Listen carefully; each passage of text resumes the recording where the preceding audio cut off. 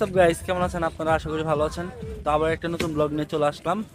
তো আজকে আসছিল পাবনা মেন্টাল হাসপাতালে।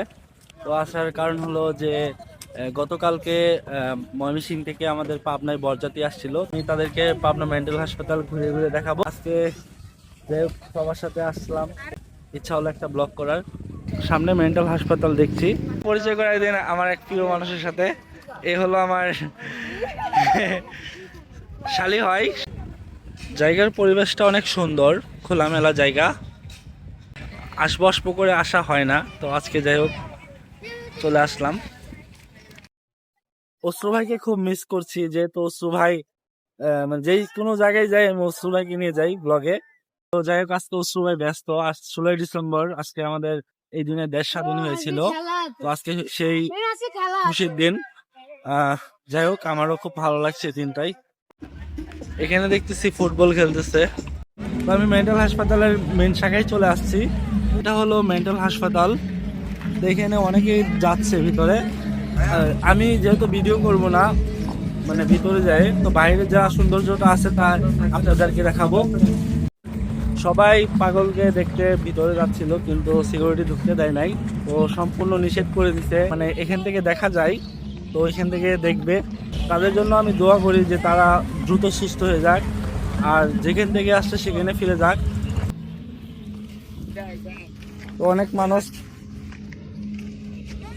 কিছু আছে বগুড়ার লোক, কিছু আছে জামালপুর, কিছু আছে রাজশাহীর, বিভিন্ন দেশ থেকে মানে আসছে বিয়েতে।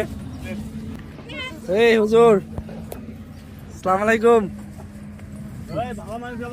তো আমাদের সাথে যারা আসছিল তারা সবাই পাগল দেখতেছে। ওদেরকে আমি জুম করে দেখাই। এই যে,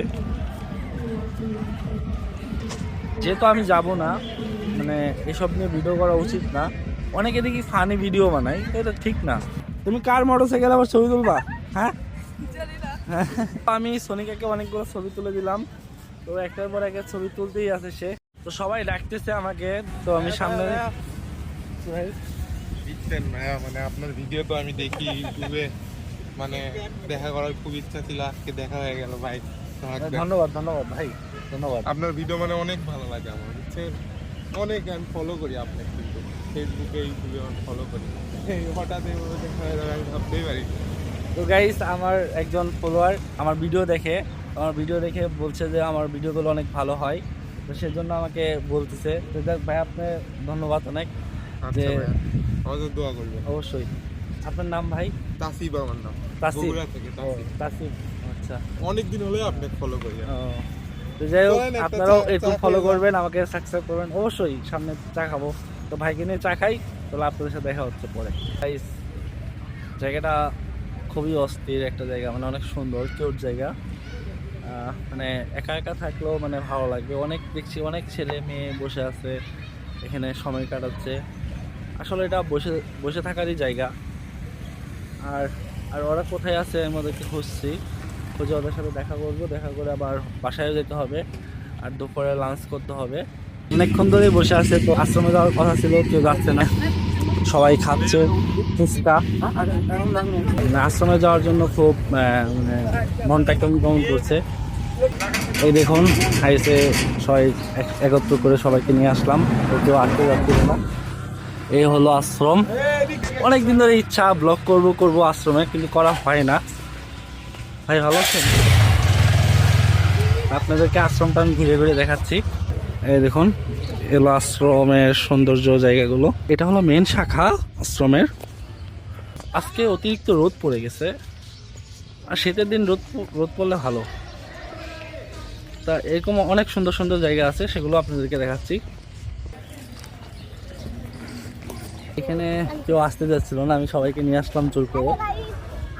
আর জায়গাটা খুবই সুন্দর। আর এখানে কৃষ্ণ জন্মাষ্টমীতে এখানে অনেক মেলা হয়, আর অনেক মানুষ, এত দোকান হয় এখানে, কি বলবো। যে ওই সময় আপনাদেরকে দেখাবো না এক সময় যখন মেলা হয় এটার। তো যাই হোক, যাবো না, দূরের থেকে দেখি।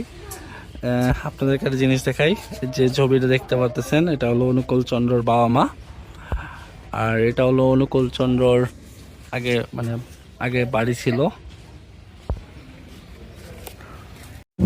গাইস, আমরা আশ্রমটা ঘুরে ঘুরে দেখলাম। এখানে অনেক আগেও আসছি কিন্তু ব্লগ করা হয় নাই, আবারও আসবো এই জায়গায়। আর যদি ভিডিওটা ভালো লাগে থাকে অবশ্যই লাইক কমেন্ট করবেন আর সাবস্ক্রাইব করবেন।